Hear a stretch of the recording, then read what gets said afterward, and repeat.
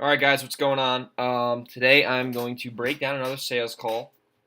This one is from a call a couple months ago that I buy this one on the spot. A little spoiler alert. This was a really motivated seller. They called off a bandit sign, and they actually didn't even leave a voicemail. They just hung up, and I called them right back, which is really important. You got to call sellers back right away because you never know. And basically, had a conversation with this guy and set up an appointment. This is actually going to be in two parts because I think I screwed something up on my phone and I ended up cutting the call off in the middle of like the beginning of the negotiation. So you're going to hear the beginning of the call, you're going to hear the diagnosis, you're going to hear the end of the call, which is when I actually end up leaving the house, go back into the driveway, and we continue the negotiation. So a lot of good stuff on this call. A lot of stuff I could have done better, like always. Everyone's a work in progress, and I think there's some nuggets here I could share with everyone that's going to provide some value. And hope you guys enjoy this. So here we go. Right here, I'm getting out of my car, about to approach this gentleman.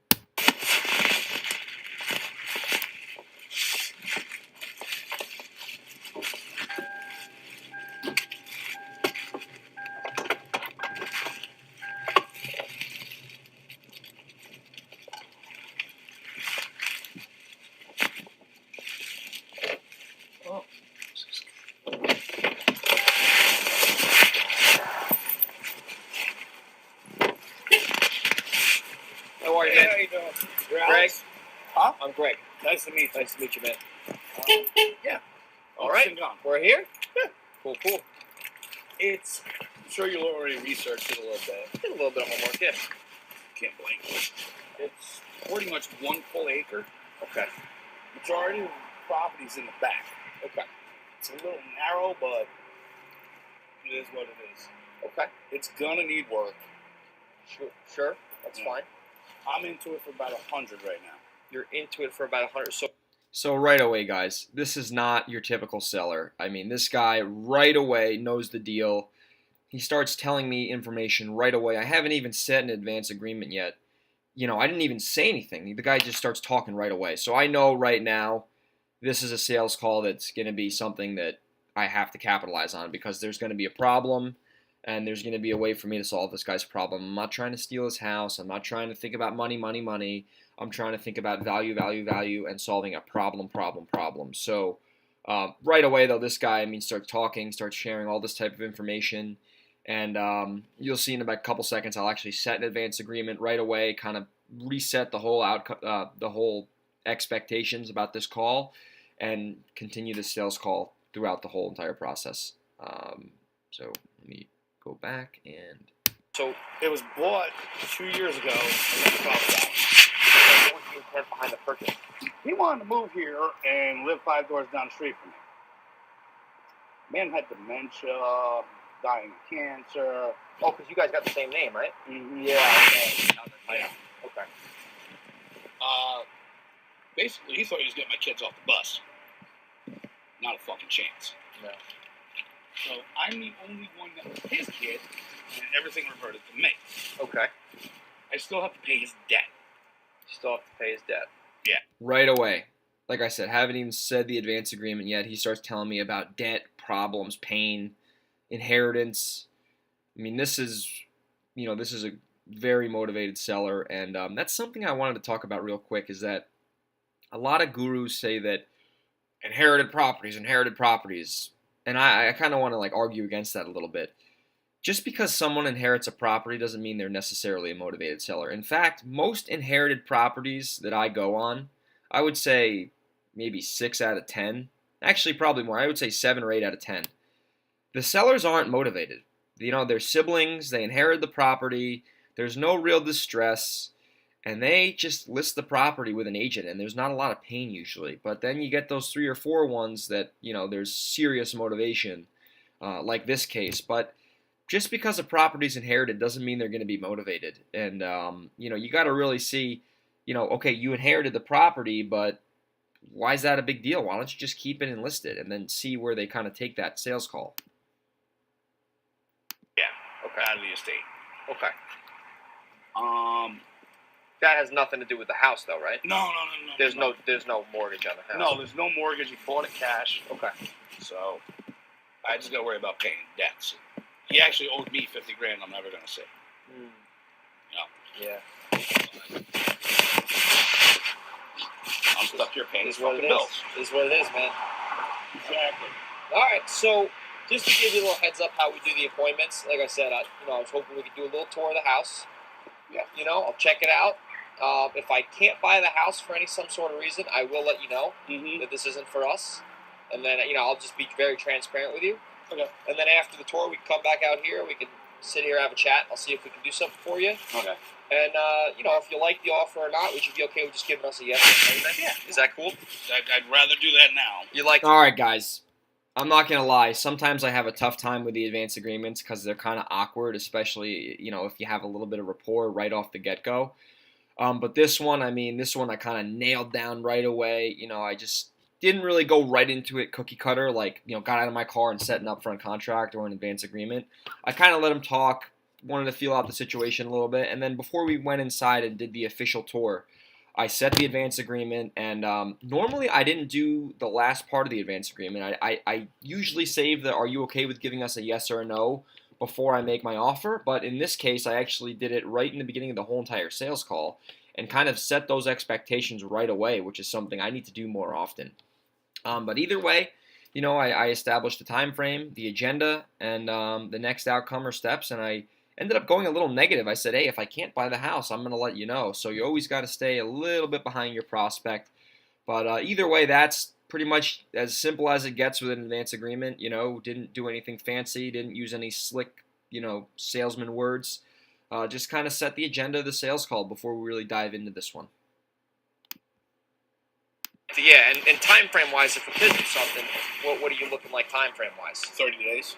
Oh, you want to get this thing done? Yeah, if you can do it in 30 days, I'll be happy. You want to get it done fast? Okay. I know that's more of a pain in the ass to you. Well, whatever. Like at the end of the day, we're yeah, I know there's the house down the street that's next to me. She just sold hers for like $175. Mm-hmm. That's on half an acre. It had 6-foot ceilings on the second floor. It really wasn't a 3-bedroom. This has decent rooms. Yeah, it needs work, but yeah. All right, we'll check it out. I wouldn't doubt $25,000 into it. Okay. I know it needs work, but you're in the business of flipping. Yeah. I'm not. Yeah. What do you do? I'm a mechanic. Where? Right by Five Corners in Express Auto. Okay. So what's the main job you do? Mechanic. No, I know. No, like when it comes to the cars. Oh, I do everything. You do timing belts? Yeah, but I don't like them. Why? Because I'm going blind and I can't see the fucking marks anymore. Why aren't they? See, now I'm just trying to build some like bullshit rapport. I was a little sketched out about this guy, to be honest with you. He was kind of strange, like most motivated sellers. No offense, but that's just how it is a lot of the times. And I didn't really trust him in the beginning, especially like he was driving this truck and there was like no back window. It was like smashed, so I was like, ooh. So I just kind of like wanted to shoot the shit with him a little bit and ask him some questions about what he does, and started building some hocus pocus rapport, talking about like timing belts. But either way, I wanted to get this guy to talk a little bit. I wanted to kind of trust him because sometimes I go to these houses and these people are just really bizarre. So just wanted to make sure he wasn't a pedophile. A pain in the ass to switch timing belts. Aren't they like very tedious? To a point, they are. I mean, if the belt didn't snap, yeah, you can make your own marks. Just go with like white out and shit. I just don't like doing them because they're cramped. They're in the middle. Yeah, they're like literally like. Aren't they in like the worst spot possible? Yeah, pretty much. You gotta take half the car apart now to get to them. German cars are the worst. Why? If you're off by 1 degree, it blows the motor. It blows the motor? Blows it right up. You hear pop, pop, pop, pop, pop, pop, pop, pop. Then what? Then you're fucked? Then you're fucked. You gotta put a whole new head on it, all new valves. Holy shit. I had one time on a fucking Audi. I heard those are the worst to fix. Oh yeah. Guy turns right. Order a new head for it. You guys see right here, like we haven't even gotten into this house. We haven't even talked really about the house much except for in the beginning. And I'm not even doing any talking here. I'm just sitting here letting this guy talk, tell me about his car, tell me about his mechanic job, tell me about timing belts, just finding stuff to build rapport with. And he's doing 90% of the talking, I'm doing 10% of the talking, and I'm just trying to guide him, and get him to share more information, just to really establish the trust and rapport, and make this not really about a house, but about me trying to understand him a little bit, get to know him a little bit, and then understand the problem that he wants me to solve here. Didn't come with the freaking time. Didn't come with a cam gear. Okay. Order the cam gear. Put it on like everybody else does. It was 13 degrees out. Holy. And it lined up. It's like, no, you gotta flip it over and fuck that nonsense. Damn. I mean, if I have money left over after this, then I'm happy for it. Yeah. I'll never get my money back. I paid his taxes, his fucking bills, everything else, while trying to feed my house. Where do you live? Number 143. It's so you're right down the street? Yeah, it's like, I can walk here. Okay. I just want nothing to do with it. My wife doesn't want anything to do with it, because it was his, and he was a dick. You can understand that. The quicker I can get rid of it, the better. There's no loans, so... It's free and clear? Yeah. All right, so right there, I could have done a little bit better of a job kind of probing a little bit deeper before I even got into this house. You see how he was just kind of saying stuff like, oh, he was a dick, oh, this. So I'll give you like a good example. So he said he was a dick. So instead of, I just kind of blew right past that, and that's one of my weaknesses. I don't really probe or do any type of Socratic questioning when they say something that could have some serious problems or impact attached to it. So, he said he was a dick, and I should have said, use a softening statement, he was a dick. Well, that's interesting. Well, why was he a dick? And then right there, I ask, why was he a dick? He's going to tell me reasons why he was a dick. And then that's going to, be a problem, and then we can turn around and test that problem and really expand. Well, he was a dick because of why? Well, what does that mean, And we're taking that little tiny problem that he says, and we're just trying to really expose it to see if that is a serious problem or not, and then that's something I can use at the end of the sales call to say, hey, you said he was a dick, he stressed you out, this house has been a mess, we can get rid of all this, and by buying it, and you can get rid of all the debts and all this and all that. So, all that stuff, anytime a prospect tells you something, always question it, say, he was a dick. Well, can I ask you a question? Well, how was he a dick? Can you give me an example? And just really kind of drill as deep as you can to see, where the real pain lies and how you can fix it. I think I got to catch up on the taxes, but okay, that's out of the top anyway. Okay. And then during the tour, do you mind if I take pictures of the house? Is that okay? Okay. Always ask for permission to take pictures. Okay. Always say yes. How long's it been vacant for? Okay. Oh, okay. Oh, really?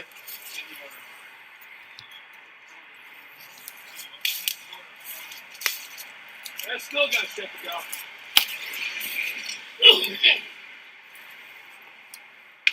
Mind if we start outside? I just want to look around. Is that cool? Watch your step on this thing. Okay.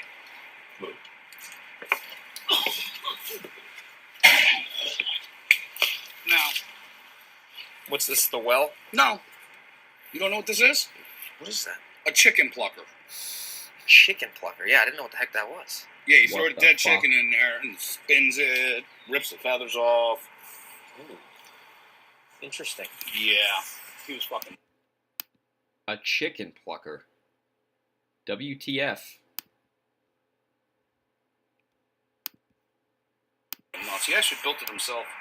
Holy shit. Right, yeah, it fucking- looks like a well-like thing, you know? Right man, but he's a fucking asshole. These and that are rentals. Are rentals? Yeah, that's Porco. Panko. Panko? Okay, I've heard of them. Yes, I will come in and put the lawn. You can leave the house like this. And that's a chicken coop. That makes sense, I get it. Chicken coop, chicken cutter. Yeah. The best part was he moved all his pigeons up here in January before he died, and they all died, and he has rabbits here. Wow. Call me up. Oh, 20, my pigeons are dead. I'm like, why? Oh. Next thing you know, I have a cop knocking on my door. Down at 143? Yeah. Because we have the same fucking name. Holy shit, somebody stripped the bike. Fucking assholes. When was that? When was that bike? Not looking. So at this point, guys, this house is just one big debacle for this seller. It's actually kind of in a weird spot. The neighbors have really like trashy, nasty looking houses. So location-wise, not the best area. You know, it's surrounded by two real nasty looking houses, and the guy, you know, just wants to dump this thing. And you know, there's a ATV in the yard, and you know, the house is vacant right now. So someone went and like stripped down the ATV, and it only has like the bars left on it. And you know, this guy is just, we're just building this, like, even during the tour right now, I'm in the outside of the house right now, kind of looking at the yard and the chicken plucker and all that stuff, and, you know, the pain is just coming out right away. I mean, you know, sometimes you're going to go on these calls and, like, you don't even have to ask any questions. They're going to start telling you right away the problem, and those are the ones that you always got to make sure that, you know, you get to the root of the problem, and you see if your company is really there to solve that problem. But this one, I mean, I don't really have to do much here. I'm just kind of sitting here and nodding my head and asking a couple basic questions. Looking Down like here that. last week and saw it. It wasn't like that. How am I gonna take a fucking $2 fucking? It's like Exactly. $200 fucking bike. It's. Yeah. Wow, this whole. And another thing, just this is kind of a small point out, and you know, we want to kind of make this point here. So this guy likes to use foul language, and you know, a lot of times sellers like to talk to people who are just like themselves. So normally I don't use that many curse words. Actually, I don't use any curse words at all when I'm with sellers. I don't want to, you know, kind of turn them off. But I noticed this guy likes to say the word fuck a lot. Like, he loves to say the word fuck. And you know, I know that, you know, people like to associate themselves with people who are just like them. So if you'll notice throughout the sales call, I start to say fuck a lot. I start to kind of talk like he does and kind of repeat the words that he says, and that kind of helps build rapport. And you'll see at the end of this call, at the end of part 2, you know, how I end up buying the house is pretty funny. So just kind of want to save that for later. But you'll see I really kind of make sure I'm speaking like him. I'm you know, really using the same words that he's using, because that really just kind of locks rapport up even closer, and it's easier for me to really get to the root of the pain and see if there's something I can solve here. They had a field day, man. Why didn't they take the chicken grinder? Most people don't know what the fuck that thing is. I didn't know I thought it was a well pump. Yeah, no. Okay. I actually got to come down here couples because it's a little ridiculous. What, the grass? Yeah, I got a weed wagon. All right. I'm gonna bring this over down here. Bring the you have a sit down mower? Yeah. Fuck that. You got a lot pulled over on the fucking road. These cops are douchebags. Is this Cornwall schools? No, this is Newburgh. Newburgh schools? People fucking say Newburgh's a shitty district, but it's really not. Really? It's because the city of Newburgh is so poor, you get all the federal funding. So there's programs for freaking everything. Lower grades are starting to clean up. And from what I heard from people that just started graduating, it's not as bad as it used to be. Really? Yeah. Huh. NFA, right? Yeah, NFA. Cornwall High School right down. Yeah, that's what I was saying. I'm like, is this cool? Doesn't that make sense? It's literally sitting on a border. What it does, it goes that way, straight up. All these people with these mansions up in the back. Yeah. Newburgh. Damn. The school taxes are cheaper. You can get transfer your kid over to Cornwall. You just gotta find like one program that they offer that the other one doesn't. Good luck with that. But yeah, no, okay. It's a 1-story ranch. Yeah, basement. Yeah, right? Basement, 3-bedroom. Okay. Decent sized bathroom. Okay. Kitchen, I don't know what you call it. Valley kitchen. It's a straight. Okay. Is the electric on in there and everything? Yeah. Look, it's all. It's got the blue light system. Oh shit. Look at that. All right, let's check it out. You ready? Go ahead. Come on. And like I said, 2 10-yard dumpsters have already gone. When did you start cleaning this thing out? I've been sticking around with it for a year. Okay. You haven't tried to sell it beforehand? I had a couple offers, and then I love asking that question. Have you tried to sell this thing beforehand? That tells me right away a problem, you know? No, I haven't. Okay, well, maybe it's a new problem. Maybe you just inherited the house, blah, blah, blah. Yeah, I have. Oh, really? Well, what happened back then? So I asked this guy right here, have you tried to sell this thing beforehand? And he tells me he has, and he tried to sell it to his friend, actually, and he couldn't get a mortgage, and all sorts of shit happened. So, that's a really good question to ask before you really get into the meat of everything. Hey, you tried to sell this thing before me. Let's see what they say, because that's some valuable information. they turned it around and they couldn't have funding. They couldn't have funding. Like, dragged me on for 6 months, each of them. And I'm like, fuck this. What were they, cash guys? Yeah, no, they were going to get a loan. One was going to go get a 203K loan. Okay. And he dragged his feet. He owns his own business. Okay, and he was just kind of Yeah. It was just kind of putting your feet to the fire and dragging finally, he goes, oh, well, my wife wants a divorce. Oh, really? Yeah. I was like, fucking great. Were you in contract? No, it was one of my best friends. Oh, really? Yeah, I was about to sign contract. She already ordered the fucking kitchen appliances. So they were ready to go. Mm-hmm. Because he tried to do something. He was trying to get his business to get to work, but you can't do that with a 203K loan. Oh, is that the construction loan? Yeah. Yeah, they're very hairy when they do Yeah, no, he had originally 165 and it was approved. Really? Yeah. Wow. He was going to put up a garage, he was going to do this, he was going to do that. He was going to do the whole thing. Yeah. All right. So this was originally bought, when you say this was what was it, fishing year? January 16. No, I think 15. 15, so 2, okay. 15 to 16 would have been that. Or no, it was 16. No, he died in 16. He owned it for 4 months. No, it was January 16. January 16. So not this New Year, the New Year before that. Okay. Very good. He bought it like January 10th. Okay. And he bought it with the intent to move in, or he was... Oh, yeah. He was going to move in there. Okay.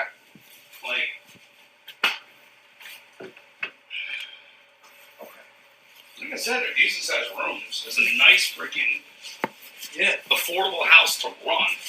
Yeah. Propane sucks. You can put a freaking pellet stove in this thing. Yeah. Boil you right out. So there's no oil, it's propane, one's on propane? Propane. No oil. No oil. There's a well, obviously. This has well water, but... So even before I really get into the meat of this call where, it's like the diagnosis slash negotiation, I really like to just, build rapport, which we're doing right now, matching his words, saying fuck a lot because he likes to say fuck, so it makes him feel like he can trust me and I'm like him and blah, blah, blah. I also like to get a real good backstory on the house because a lot of the times these houses that we buy are very hairy and they're really fucked up. So I like to get a rough idea on, okay, is there propane? Is there all this stuff? I like to get all that crap out of the way before I really get into the meat of the sale because I just want to have a rough idea on the house, and then, I can kind of take that data in and use that to my advantage in negotiation and all this and all that. But it's always good to get that stuff out of the way right away because once you kind of get into the, the meat of the sale and the diagnosis, you want to forget about all that stuff and really focus on the pain. Because if there's no pain, there is no sale, and that is true every single day of the week. The meter and the meter and the remote already paid for. Okay. Only have to dig it. Okay. Because I'm a little I switched my house over to city. Oh, you got municipal water? Yeah, I have it. This one we were gonna put it on because all the nonsense with the freaking airport. Yeah. Like that didn't screw up the groundwater. Yeah. No. But that's what I was gonna do. Okay. Like I said, I want nothing to do with it. This thing's a pain in my ass and it's just fucking me up. It's just fucking. I want nothing to do with it. This thing is a pain in my ass, and it's fucking me up. Whoa! Might have a problem here, guys. Might have a problem. Fucking you up? What do you just kind of mean by just a little...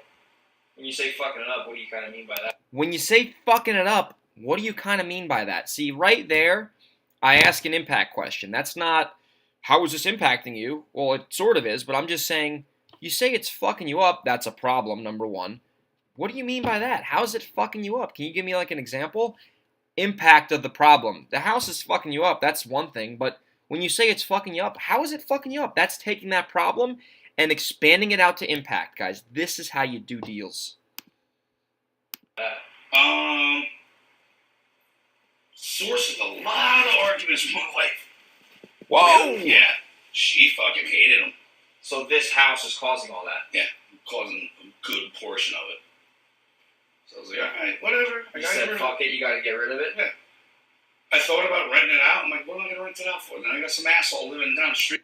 I didn't even ask him to rent it. He literally thought about that himself, and he's disqualifying that option because this is such a problem. See? Questions are how you buy houses. Street from me, doesn't pay his rent. I got to pay taxes. Yeah. Oh, the window doesn't work. Oh, this doesn't. Fuck you. You know, I get it. How about listing it with a realtor? I was gonna, but I wasn't. How about listing it with a realtor? Always bring those objections up as early as you can to address them to see where they're at. I was going to, but fuck it. Okay, sure. You don't want to wait? You don't want to put it on the market and wait? Okay. Somebody could put money into this house, whatever they want to do. I don't care. Yeah. Can't see it from my house, so. Yeah. I mean, the kitchen needs to be done. Did you get the bathroom? Yeah. Yeah, in the back, right? That's the only bathroom in the house, right? That is the only bathroom. You got the 2 bedrooms, right? 2 bedrooms. I got 1, 2, 3 3 beds, all right? Yeah, 3 bedrooms. Yeah. 1 bath. It has hookups for, and there's still there, washer and dryer in the bathroom. Okay. So you got first floor of laundry. You know, the furnace was new before he bought it. Okay. How's the furnace now? It runs. I got to put more propane in it. Okay, but it's functional. It's not shot. No. Anything. Hot water heater's good. Yeah, it's stuck on vacation or something, so I got to figure out how to program it. It's one of those new programmable ones where you can walk away and it drops. And Okay. so. Okay. It is what it is. Okay. So then you said with the stress, though, I mean, it's just this house has kind of been trickling down onto, like, everything else?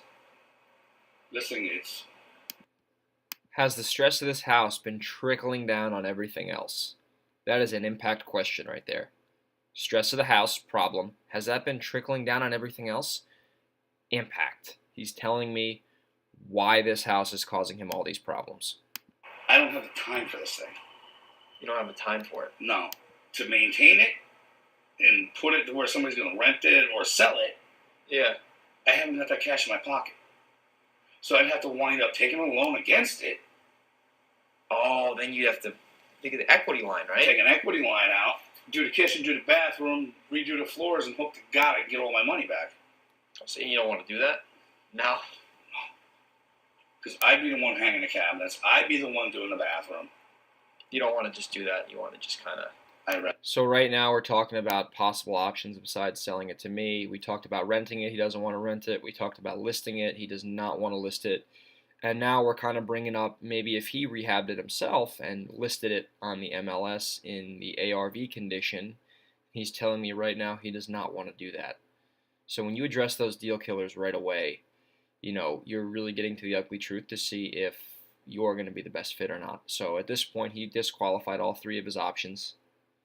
And the only way he's really going to go now is, according to our conversation, going to be an investor like myself. I'd rather work on my own house. This thing, it's a nice house, don't get me wrong. Yeah. It's got a lot of potential. I mean, you got an acre all in the back. You got woods. You can barely see, you know, you don't see the highway. My house is right in front of it. You know, it's not bad. It's convenient to everything. You know. You got the rail line in Salisbury Mills. You can go across the Beacon Bridge and take the train down to the city. Mm-hmm. This, honestly, I think this is a better starter home for somebody. Mm-hmm. I forget how big it is. It's probably like, I don't know, 1,200 square 1,200, feet, something like that. It's between 12 and 15. I don't think it's 15. But it's manageable. Mm-hmm. You know, I really think if you put 25 into it, maybe 30, no reason you can't get 160. Mm. That's not my problem, though. Yeah, you want to sell it like this. You don't want to put the work in. Yeah. And then, so like at the end of it, so this house, it's been causing you the stress. You've been kind of, you said about the debt and the bills. I mean, is the He's going to eat that. the proceeds from the sale will relieve all that? That's a little miniature picture perfect question right there. Would the proceeds from this sale relieve the debt and the bills that you have to pay? Picture perfect. Yes, it will. Okay, so if I get money from this house, it's going to be able to pay off this debt and these bills that I have to pay. Yeah, Okay. but it's a lot. What is the, like, when you say, though, if you sell this house, what's the proceeds from the sale going to be able to do to solve all this estates? Because you told me the estate I stuff. can close it. If you sell this house, what are the proceeds of the sale going to be able to do? They're going to be able to allow him to close the estate debt. So basically, this guy's the executor of an estate, and there's a ton of debt on the estate, and this house that he has is part of the estate, and it's free and clear. And if he sells this house, which there's serious pain and there's a serious impact, because I've asked him impact questions, I'm asking him picture perfect questions now. I'm saying, hey, if you sold this house, what would the proceeds be able to allow you to do? And he's telling me right now what they would allow him to do. Well, I'm not estate. too familiar with estates. How does that? Dummying up right there. I'm not too familiar with estates. What would that allow you to do? No, I got to pay all those bills, and then it's supposed to be closed within a year. So now we're at a time frame. He has to close this thing within a year. End of the estate within a year. Oh, so they give you like a window? All the paperwork's done. I just got like 2 or 3 more bills to pay, and they're big. What are the bills? I got 2 or 3 more bills to pay, and they're big. So he has big bills he has to pay. And now I'm saying, well, what are the bills? If I might ask. See, I'm just going into those hard questions now. At this point, I'm just like, screw it. I'm going to ask these tough impact questions and probe hard. And even if he kicks me out of his house, at least I'll get out of my comfort zone and really ask these dangerous questions. Because the dangerous questions are where you get to the truth. One was for a realtor that sold his house. Not this house. No, he's the old one. So you owe her a commission or something? Oh, he owes 30 grand. 30 grand. Whoa, 30 grand. Yeah, because he borrowed money.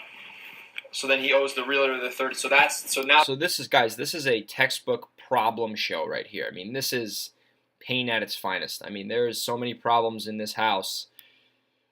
You know, it's insane. So I mean, these are the type of people you want to be talking to, and this is the problems you're really solving. You know, this is really coming down to nothing about this house, and it's turning out to how can we give him some money to solve this estate. Now that he's holding it against you now, right? Because you're he's got it on the estate, not me personally, but oh, okay. You can lien the estate, but when the money goes in, he gets paid. He's being patient because he knows he's going to get his damn money. Yeah.